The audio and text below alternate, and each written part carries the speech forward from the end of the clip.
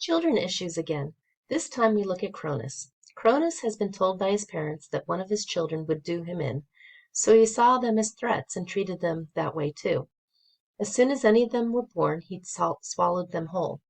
Remember that these are supernatural beings, so the swallowed children lived. Rhea wanted one of the children to be born, so on the advice of her parents, she traveled to Crete and gave birth to Zeus, there on Crete. Although he becomes the primary Olympian, he is the youngest by birth. Be sure to read the story about how Rhea tricks Cronus into swallowing the stone. Somehow he was dumb enough to think that the large stone was the baby Zeus. It's important. Anyway, Zeus, after he grew, went back to Cronus and got him to throw up the rest of the Olympians.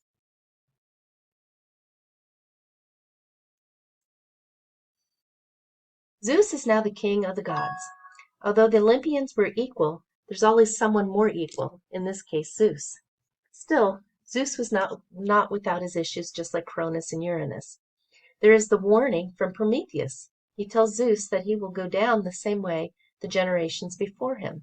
He tells Zeus that he will hook up with a woman, and a son shall be stronger than his sire. Zeus decides to outsmart the prophecy and marries Oeneid Metis, cleverness. As Pal states, Metis was already pregnant with Athena when Zeus learned from Uranus and Gaia that his wife's next child, after Athena, would depose him. So Zeus swallowed Metis whole, taking care of the whole thing. Metis's cleverness became part of Zeus. Then he had these terrible headaches. And then either Prometheus or Hephaestus hit Zeus's head with an axe, and out popped Athena, a full-grown goddess woman. That way Zeus outsmarted the prophecy, since the child was born from him. Explore the patterns in the stories of Cronus, Uranus, and Zeus. They are all gods who felt threatened by their children. Soon enough, the Titans began to resent the Olympians. So the Titans got together and attacked the Olympians. This war became known as Titanomachy, or Battle of the Titans. There were two Titans that sided with Zeus and the Olympians, and you want to remember that it's Themis and her son Prometheus. Gaia told Zeus he needed help in order to win this battle from the Hecatonites and the Cyclopes.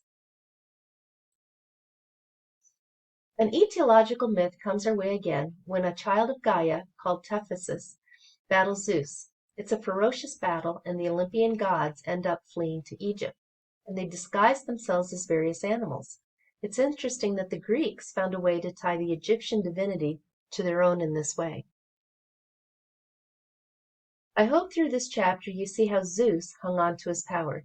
He certainly was a leader, but he had to work at keeping control. Although prominent, Zeus allowed a division of powers which we see here. Zeus was in control of the heavens, by which we mean earth and the sky. Poseidon was in control of the seas, and Hades had control of the underworld. There are important themes throughout the creation myth of ancient Greece. Some of the stories feel like folk tales because we have gods acting as ogres, Uranus and Cronus.